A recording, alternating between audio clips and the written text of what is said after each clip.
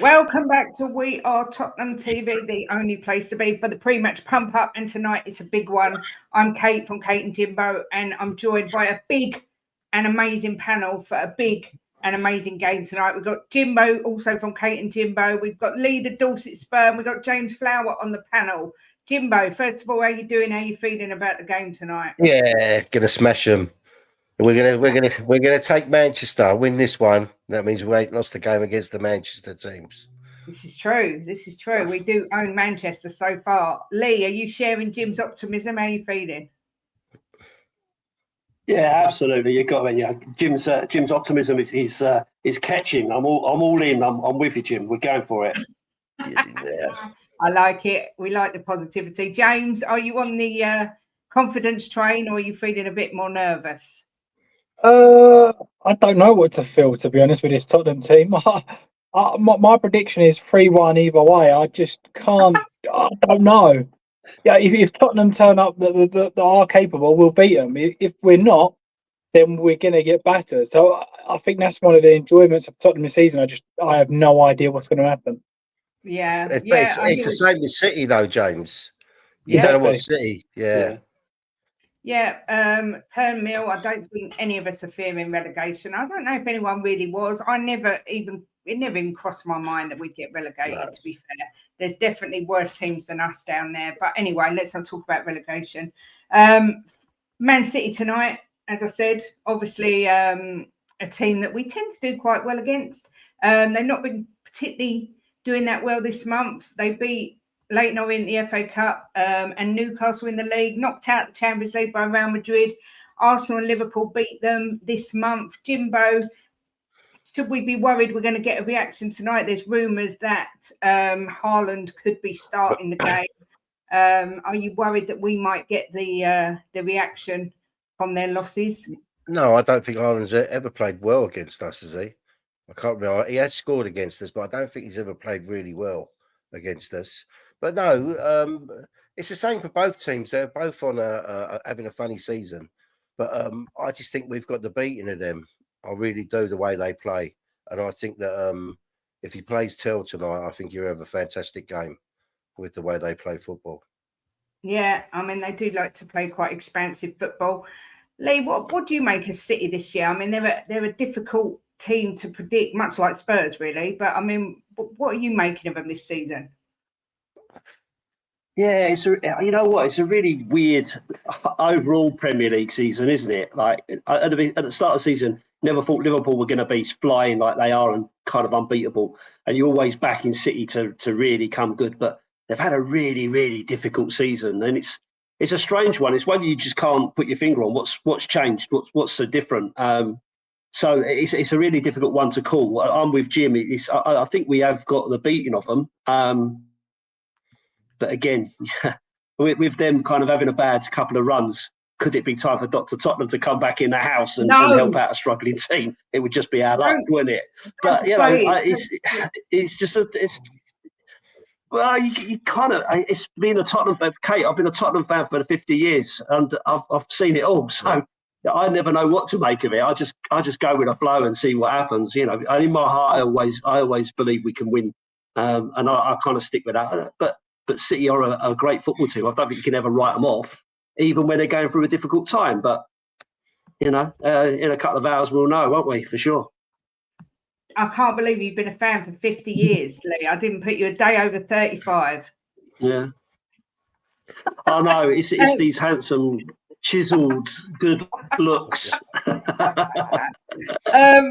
James, what about you? I mean, City have been a powerhouse for the last few years. What are you making of them this season?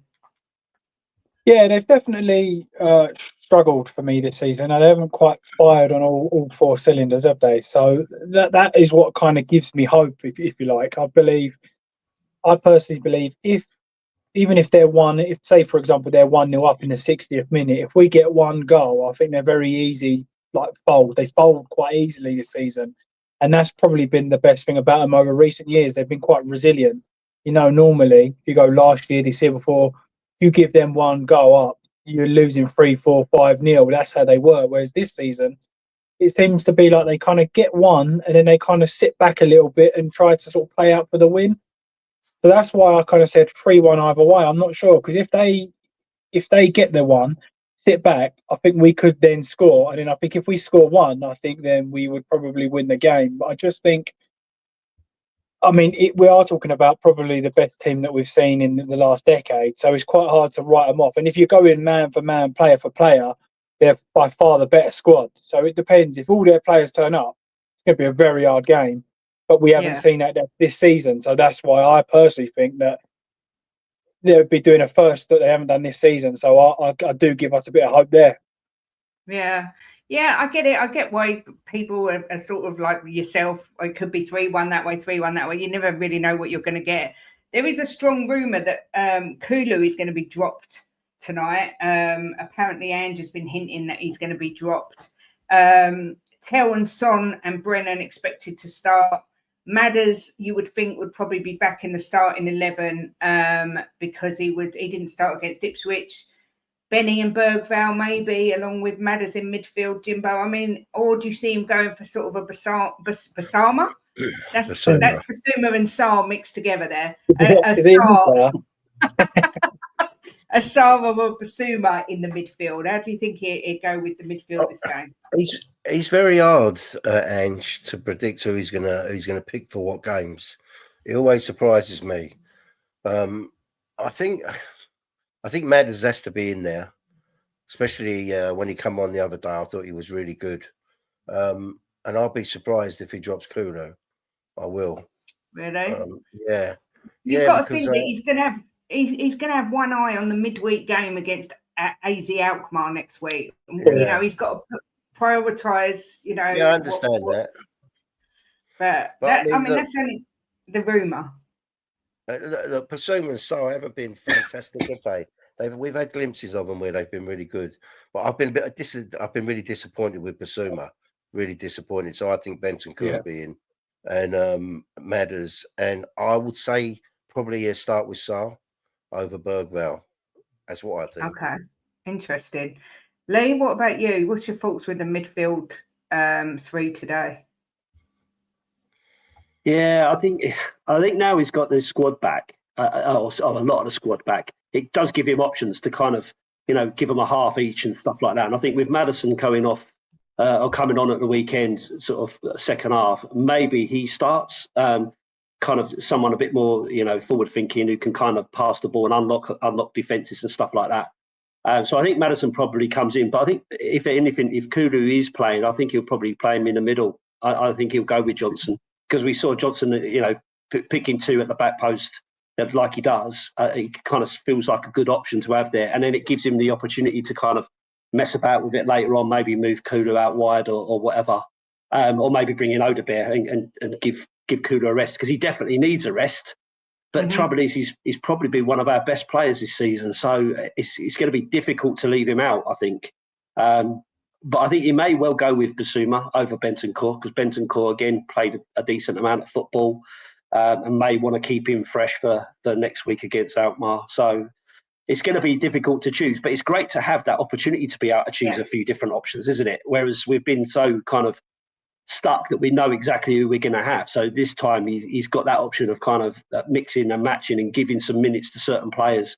I mean, this isn't our priority now, is it? The Premier League's not our priority. You know, the Europa League has got to be the priority now.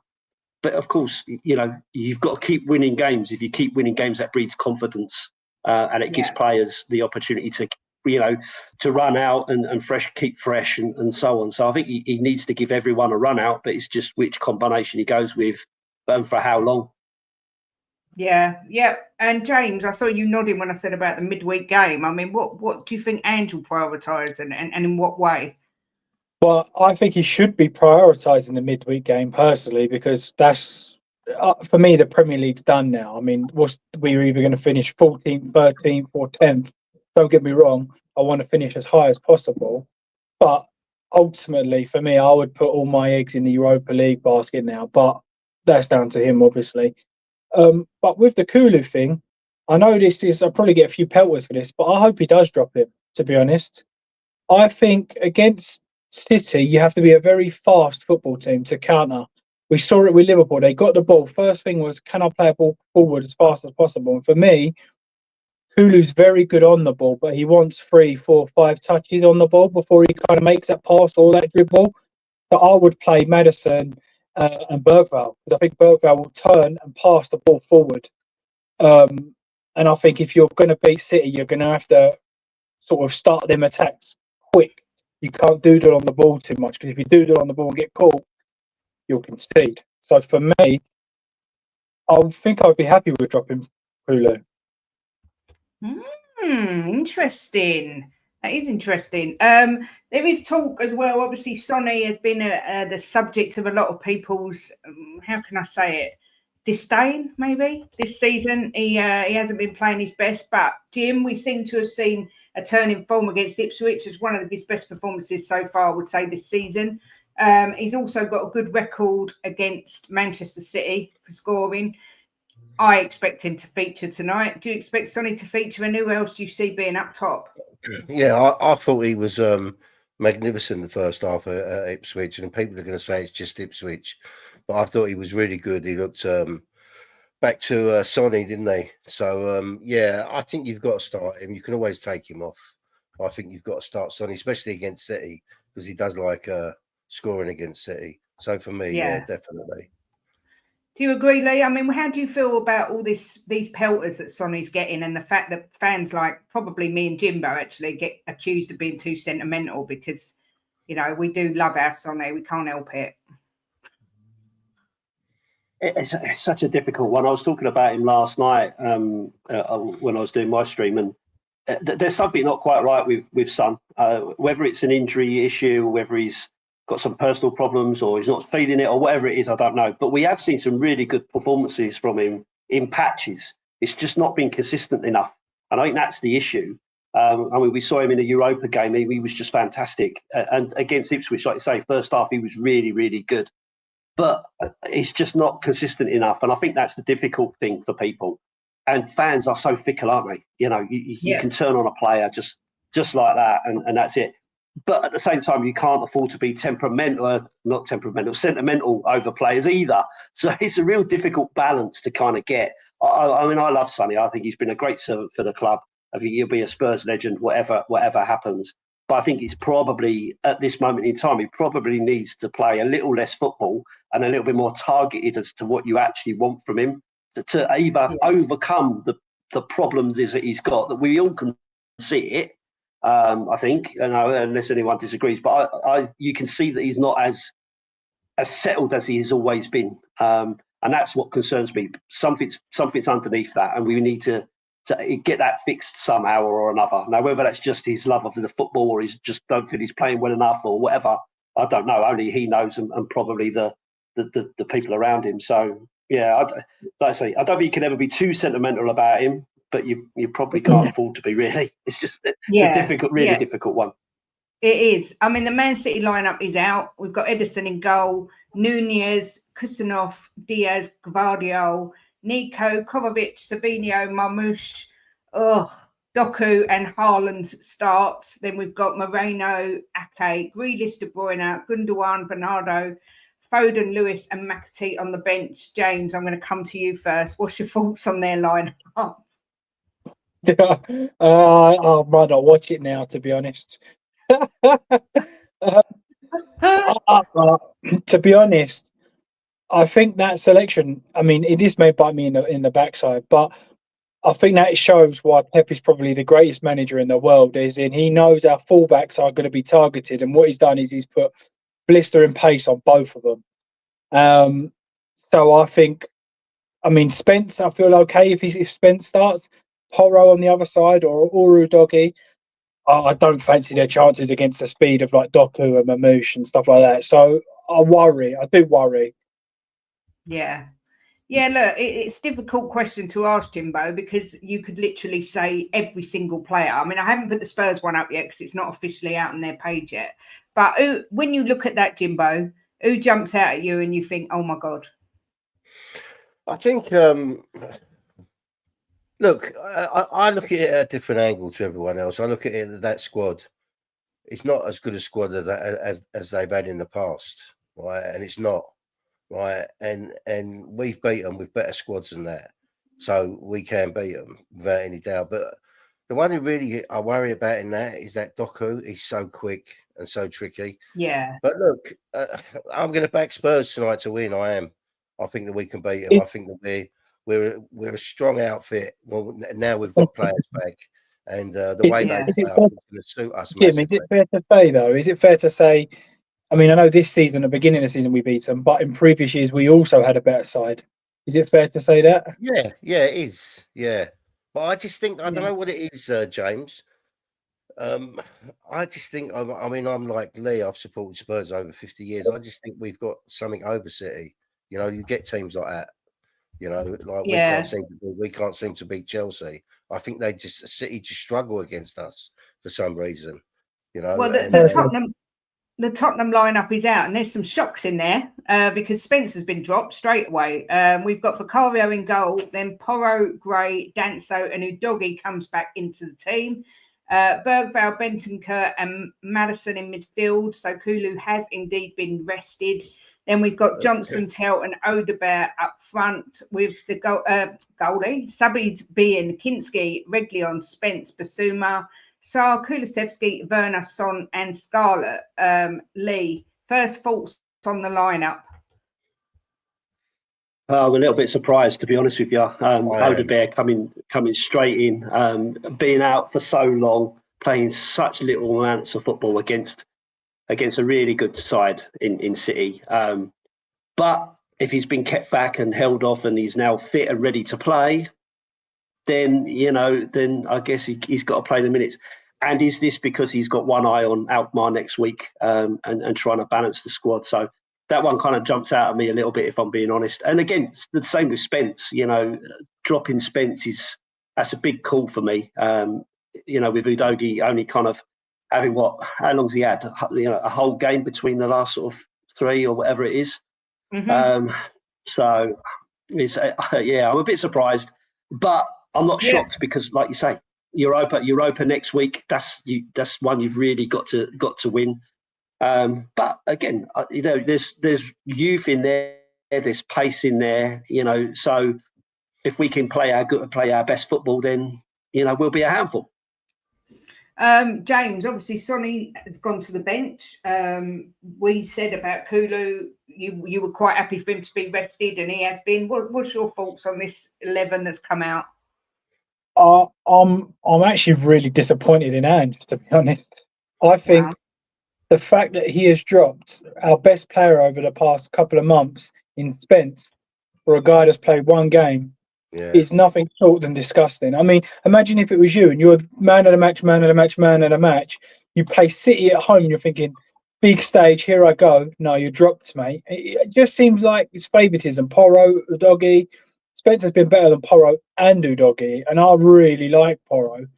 So for me, he hasn't played loads and loads of minutes. He's played the last little while, but he hasn't been first starter all season. So for me, I mean, I'm not too fussed about the others, but I'm a firm believer in you bring a player in to earn his spot, and if he earns his spot, you keep him there till he loses his spot. It feels like he's been given a chance. He's won that spot.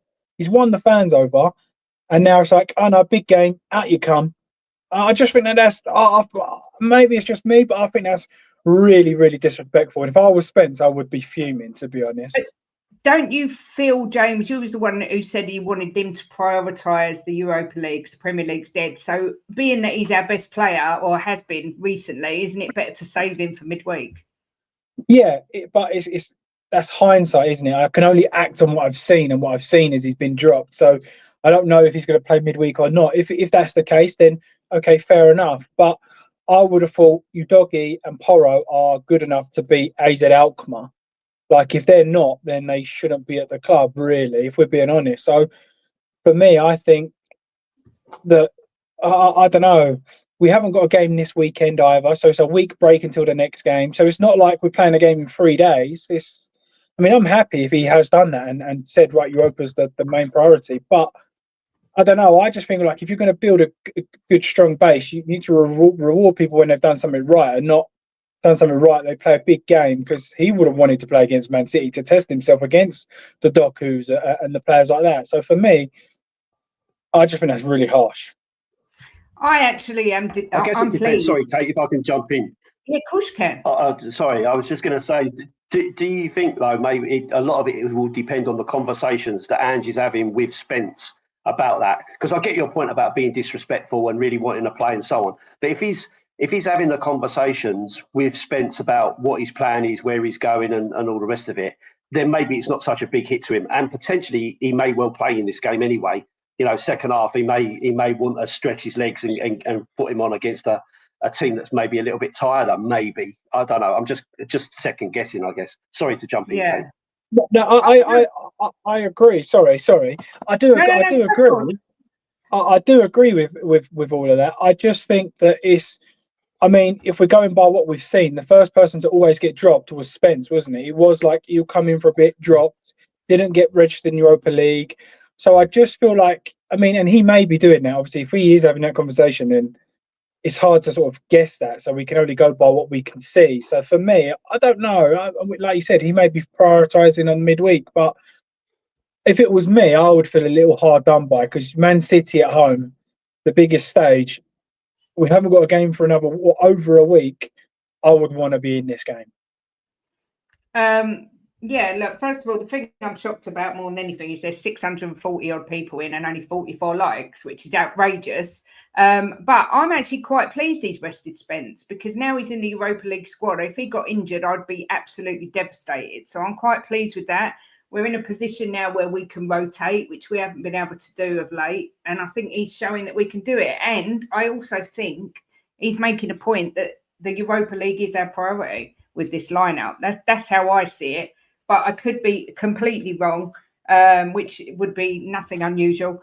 Obviously, Danso's come in. Jim, we was talking about him earlier. He looks like, well, we had one of our roomies come in today and say Danso looks like the defender that most Spurs fans think Romero is. I like the look of this guy. I don't know what you think, Jimbo, but this guy looks a bit mustard to me. Well, I just want to say that my dog's laying here and she agreed with James, because as soon as he said Spence was dropped, she screamed out. I don't know why. Did you hear her let out a yelp? No, I didn't. She let out a yelp. I think she was dreaming, and he said that, and she yelped. But yeah, Danso. Yeah, I agree with James about Spence. I'd like to have seen him in, because there is 8 days till the next game, and I think he's been a bit hard done by there. But look, Danso, I like Danso. He's he every game he looks to me a better player, and he's fitting in better, and he's getting the idea of the Premiership. So yeah, I did say when we bought him, I thought he would fit in well with us. So yeah, I'm very pleased he's with us, Kate. I think, and I think that Romero is going to struggle to get back in. I really do. Well, there's rumours that Ange said that Romero, Van der Ven and Solanke could be available for Bournemouth But it'd be a push to get them through for the AZ Alkmaar game. But for me, Lee, I mean, as much as I love Van der Ven, as much as I love Romero, I'm missing seeing Solanke play massively. I think he does so much for this team. But I mean, what do you think? Because a lot of people have criticised him for not scoring enough goals. Yeah, I think that's absolutely crazy. I absolutely agree with you. I think Solanke's probably been our biggest miss, if I'm being honest. Yeah, I know. Listen, you can't replace a player like Van der Ven, and Romero is still a quality player. But Solanke just seems to bring so much to us. Yeah, okay, he may not be, scoring for fun, but the amount of assists that he's racking up and his overall play in terms of bringing players into opportunities and stuff, I think has been brilliant. I've been calling it out all year, really. That I thought he's been an excellent purchase, one that we really, really needed, and the right kind of guy for us. I was sceptical, like most people were at the start of the season, but I think he's proved us wrong, and it's just sod's law that he's come to us and ended up picking up these injuries because that's obviously impacting his numbers as well, the amount of games that he's missing and so on, because he just kind of got on a run and then he's out again. So. Yeah, I think he's the one that we really, really are missing, because I do think I again agree with Jim. I think Danso's been an excellent purchase. I think he's shown really good quality so far, and Archie Gray has just been so versatile there. And even when Ben Davies has come in and stepped in, they've done quite well, kind of working really hard for the team. They've not had stinkers of a kind of performance individually. So I think we're missing Solanke more than we're missing probably Romero. But Van der Ven obviously gives you something a little bit different. But Solanke, he helps the midfield out as well, Lee. He does, takes the pressure. He's always going back helping the midfield out. So for me, he's a massive miss. I didn't actually say what I just quoted someone that said it to me earlier. I didn't say anything about Romero. Someone came in and said Danso will be the defender that a lot of people think Romero is, but there's been a lot of talk, James, that Romero is going to be going and that Danso's been brought in to replace him. Jimbo, on the other hand, thinks Romero's going to sign a new contract. What's your thoughts on Romero? Do you see him staying, going, and Danso? Well, first with Danso, to be honest, I'm a bit old school when it comes to defenders. I don't care about what they bring to the team going forward. First and foremost, I want you to be able to defend. And I think Danso is probably the best one at the club. From what I've seen in a small amount, probably the best defensive defender that we have. And I know this is probably not going to sit right, but I also think Romero is a better defender than Van der Ven.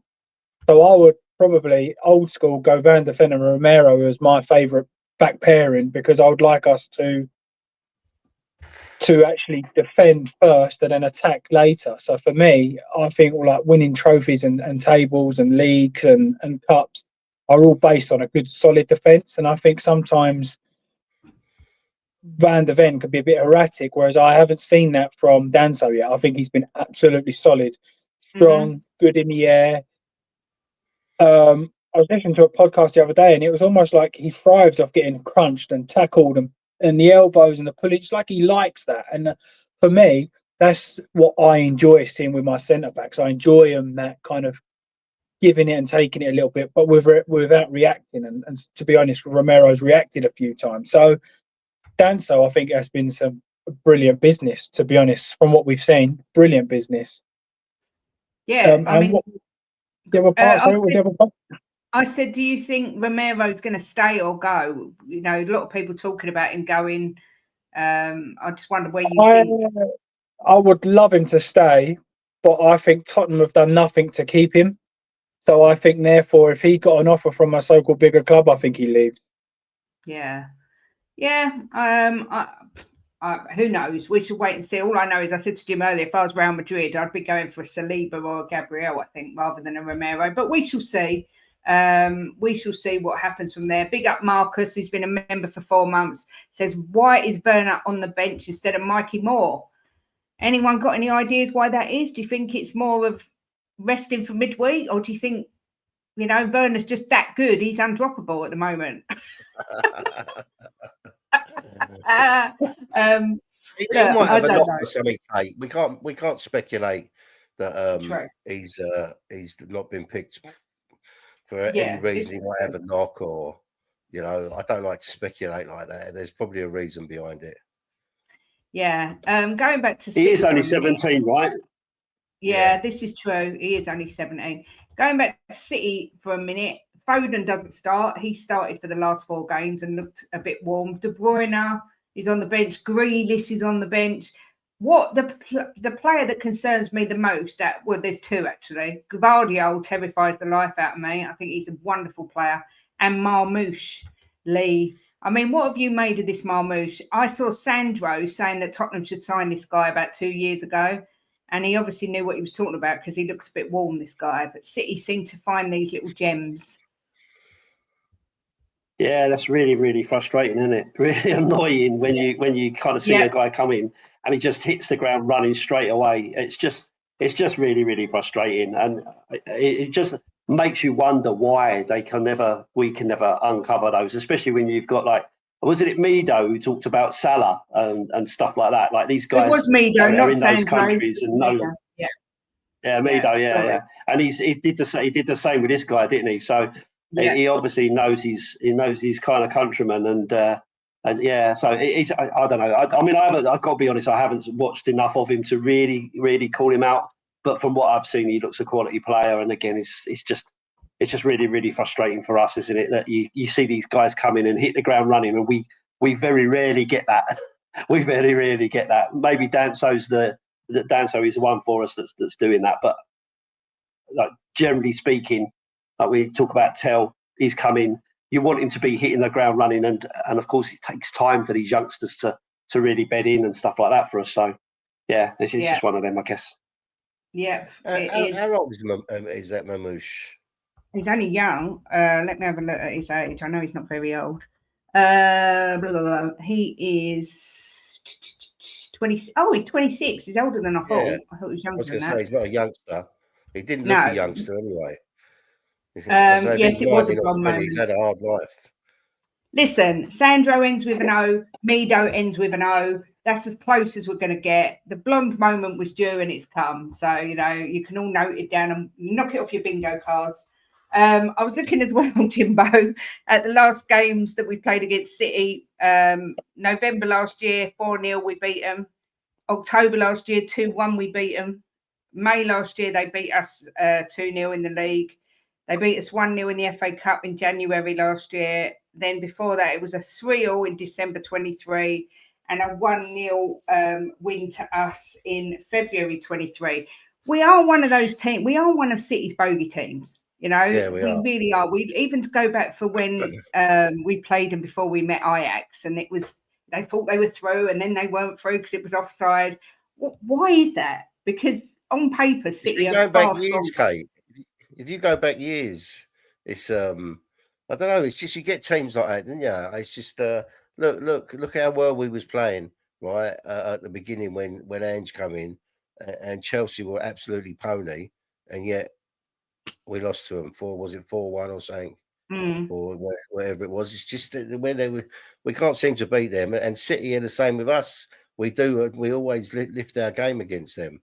But I think it's the way they play their football, Kate, because Tottenham are an attacking team and we like to go forward, and they are as well. So I think that suits us. But it's going to be a good game tonight. You can guarantee that. It's not going to be boring. And someone put 0-0. That's never going to happen. I can't see it being 0-0. Big up, Bill. Look, I think that I can't help but feel like Ange Postecoglou gets, I'm not his biggest fan. But I think he can't do right for wrong, this guy. If he plays Spence tonight and he gets injured, they'll be moaning that he's not rotated. And if he rests him for Alkmaar, he gets moaned that he hasn't started him. I kind of feel sorry for this guy. What was you going to say, look, Jim? You've got to rotate, Kay. You've got to rotate because you've got players there that are good enough to be on the pitch. Look, you can't look at that team there and say none of them are not good enough to be on the pitch, right? It's not like he's put... Yeah. I'm going to say Werner. It's not like he's put Werner in, and dropped one of our better players. They're all good enough to be on the pitch, so he's got to rotate. And I mean, you're right. He can't win, but he's picked this team. He's our manager, so we should back him. That's it. Get behind them. Yeah. That's what that is. I mean, Get behind them. Do you agree, Lee, that he is a bit damned if he does, damned if he doesn't? This manager, we've screamed for rotation. Now he's actually doing it. He's getting a load of grief about it now. What do you think about Ange and his situation? I think I kind of said, I think we've talked about it previously. I'm not sure whether I like the man or I like the manager, right? That's the difficult bit, right? Because I actually really like him as a man. I like his empathy. I like the way he talks. I like the fact that he wants to be at the club. I like the way he's determined to bring success. I like the way he kind of takes responsibility. So all those things I really like about him. And I can see the difficulty he's had with all the injuries and all that kind of stuff. But then he does things and he doesn't help himself. When he talked about earlier on in the season not being able to rotate when he's had players available to rotate and he hasn't rotated, and you think to yourself, well, you're not helping yourself there, Ange, are you? So that's a difficult bit for me. But I do think he's had the shit end of the stick, if I can say it like that, because the fans are fickle. Me personally, I've always been the sort of person that supports the team, supports the club, and all the time the manager's the manager, I'll support them and I want them to do well. I'll never call for a manager to go. I'll never call them out and say, they've got to leave or whatever. When they go, then we can review what their performance was like. But for me, I just think he's been given a really difficult job, that people forget where we were to where we are now in terms of the culture of the club and all the stuff that goes on behind the scenes, all that sort of stuff that he's had to deal with as well. So, I do think sort of 18 months is not enough time to give anyone a chance to physically rebuild a football team from top to bottom.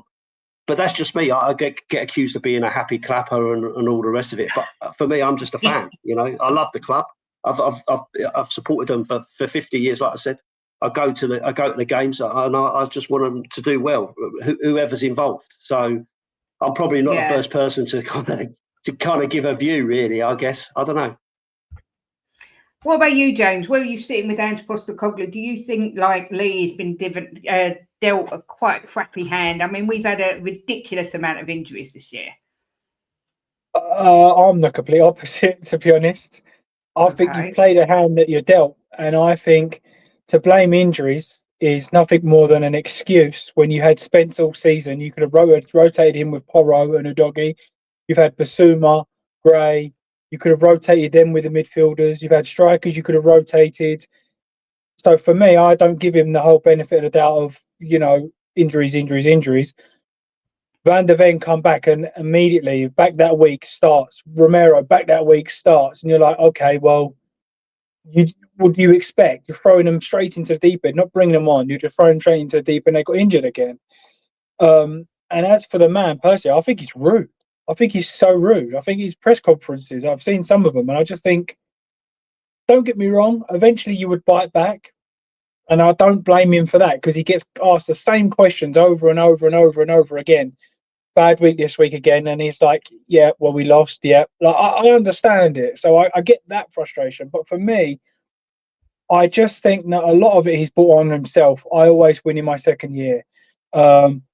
There's been things that I wanted, like the end of last season, that I want to be challenging for the league next season. So you're giving people false hopes. And then when you come in and you're 15th, 16th, 17th, you've got to then expect the backlash for that. So it's all right for me saying, right, if I promised you a certain amount of work and turned up and didn't do it, you'd be like, hold on, you promised me and we've gone through it and this is what he's going to do and you haven't done that. So for me, I think that he's brought a lot of it on himself.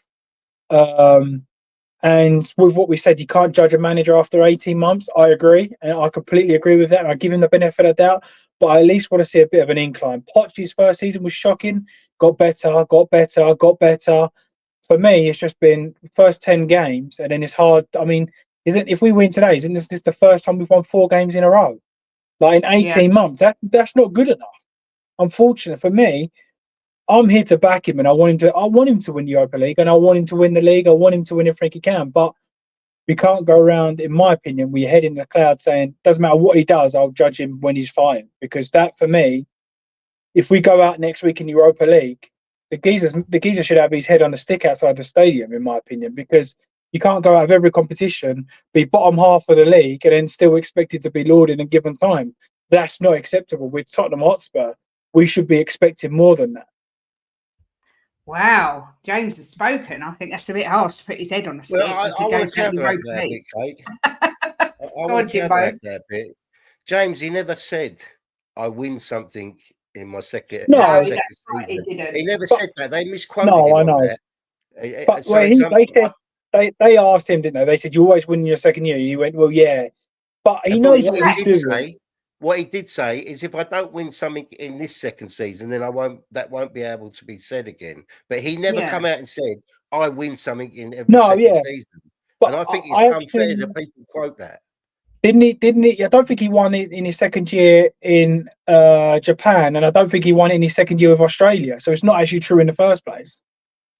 Yeah, and they love to misquote him. And look, and I was watching his interview the other day, and one of the press guys said to him, I asked you this question last week, but I'm going to ask you again, and ask him a question about Jed.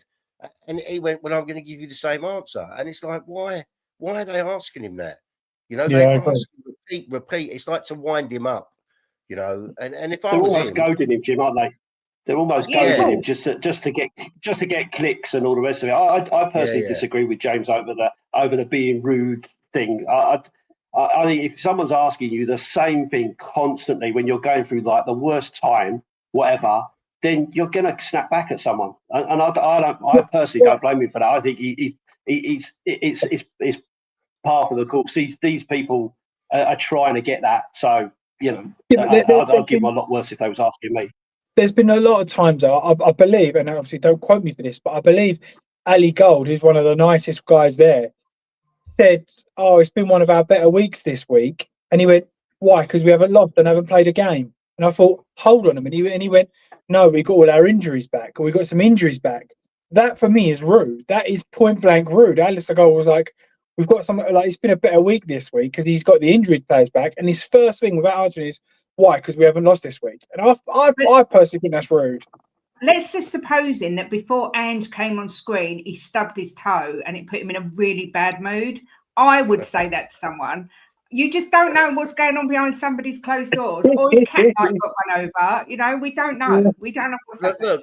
Look, the way I like to look at it, Kate, right, is if I'm honest, right, and take my biased head off, right, this job was given to him, and I think it was too big a job for him, right? And I think he's a fantastic manager at the level that he was at. But I think this job has come, and it was too big for him. But look, I always said that I think he's a very, very clever guy. I don't think he's an idiot by any means, and he will grow into it, and he will learn as he goes along, like the players learn. And I think he is learning, and he could end up a really top Premier League manager if he's given time. But I think when he took it over, it was too big a job for him. But given a given time, he can grow into it. You know, I've had jobs in the past where they were too big for me, but I learned as I went along and ended up one of the best employees. And I think that's what could happen with him. I just think one of the most dealt a shit hand with some of the players that he's got, and he's had to get rid of, and the injuries we've had. So I think he could end up a real top manager. I really do. Look, I think the one thing that we need at this club is consistency and a bit of stability in this club. And I don't think that sacking someone straight away is necessarily the right thing to do. I think we need to go with this guy. We need to back him. We need to back the team. And we need to get a win tonight, and I can see one coming. And I want to know what everybody thinks the score will be and who will be the goal scorers tonight, because it's a big one. Spurs against Manchester City is always a good game. I think, a lot of people have still got Angie's back. And like I say, I just think we need to have a bit of stability in the club. I'm sick to death of it being up and down all the time. But at the end of the day, if you support Spurs, right, support the manager, whoever it is, even if you don't like them, because they're our manager and we want the club to do well, and support the players, even if you don't like them. Get behind them when they walk on that pitch and they wear this cockerel, right? Exactly. You don't have to like them, but back them. Yeah, it's our team, we want them to win. Exactly that. And that's 100% where I stand. I personally, I don't think, like what Kate was saying, I don't think Ange, like you were saying, I think this job is too big for Ange. But I'll always support him the moment that the players walk onto the pitch. I'm a Spurs fan at the end of the day. No matter who's there. who, what, when. I mean, if Timo Werner comes on and scores the winner, I'll be delighted. And to say I think he's a shambles of a football player is understatement. But Yeah. the moment they step onto the pitch, it's like, I'm a Spurs fan. Let's Yeah. go. Like, let's get the 3 100%. point. Let's move on. And that is where I think we all need to come together as one and be like, look, you can do what you want before and after, but those 90 minutes is where we all come together and sing the team, back the team. After that, it's good to have a good debate. I disagree, you disagree, I agree, Yeah. I agree. No, I think that's healthy. Yeah, But when those 90 minutes start, you have to be Spurs fans, not Ange And fans, not Levy fans, not Harry Kane fans, not Son fans. You have to be Tottenham Hotspur fans. Spurs. Once the game's over, then we can discuss. Yeah. And there's nothing. exactly. There's nothing to say, James. That if they give this guy time, right? Because he is not an idiot. He's not got where he's got in life by being an idiot. That he couldn't end up a real top Premiership manager. That's where I stand. Yeah. Yeah. Look, we don't know. I just We wonder. don't know. I just wonder But James, you did how say much people say. Sorry, chatting over you. Sorry. no. Go on. Go on. Go on. Finish what you were saying, James. No, Me. no. All I was going to say, when Jim said about the job being too big for him, which I kind of agree with. I think maybe that's the case, but I just wonder: is the job big enough, too big for a lot of managers? Because we've had a lot of managers over a lot of time, and it's always kind of ended up in this same old scenario. And we haven't been a great football team, winning constant trophies since the 80s. We've had a couple of trophies here and there, 90s and in the 2000s, but we've not been a consistently brilliant football team.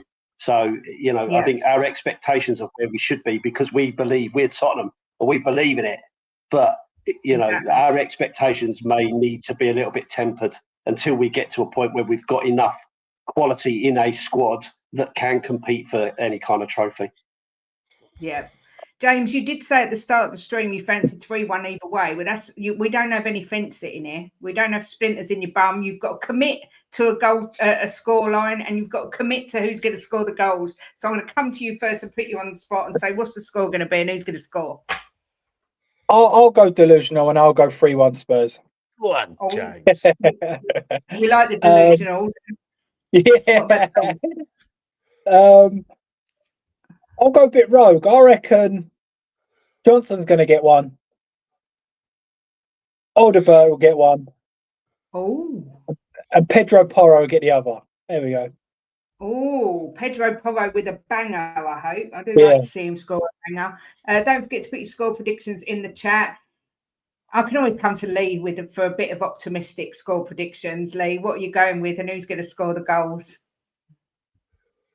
Yeah, so I think on my shout out with Dave, I kind of went with a 3-2 win for Spurs. I think it'll be a high scoring game and it'll be a tight finish in the end. But I do fancy Johnson to get one. I do fancy Johnson to get one. The form he's in, and he just can't seem to stop scoring this season.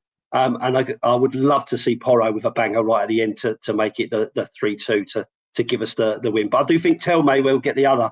So for me, I think I'm going to go 3-2. Lovely. I like it.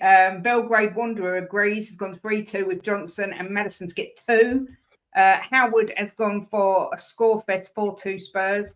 Sonny's come in with a #1 super sticker. Big up to you. Thank you very much on behalf of Ben and Sim. 4-2 says Denzel. 5-5. Wow. Says R-Relate. 2-2 says Andrew Britton. 2-1, Bergvall and Brennan.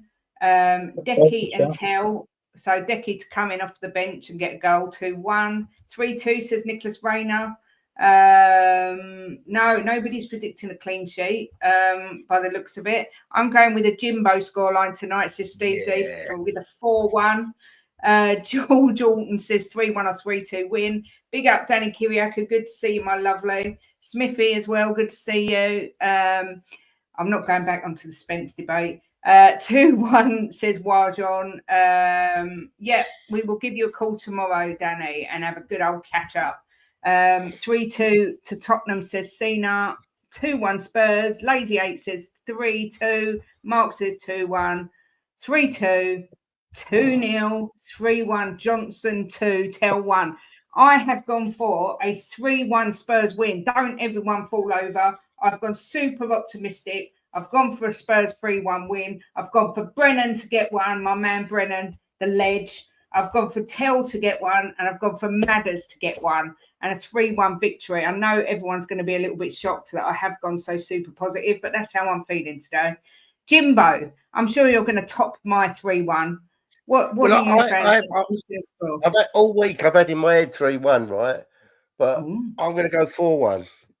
I think we're going to really go out there and do a number tonight. I'm convinced, and I think that everyone's going to see the real Tell tonight. I think that he's going to perform and score a brace, and I'm going to have Johnson to get his goal and Madders to get a goal. But I think Tell's going to really show what he can do tonight. I'm convinced. If not, I'm going to be in the mud tomorrow. I hope so. Yeah, KD3-2. Eric says 5-2. Listen, how ironic is it that Pep called us the Harry Kane team, and yet they seem to be the Rodri team. But Beyond 72 has gone 3-2. 4-1 City roll on Europe. Boo! We don't like that. That's a rubbish score prediction.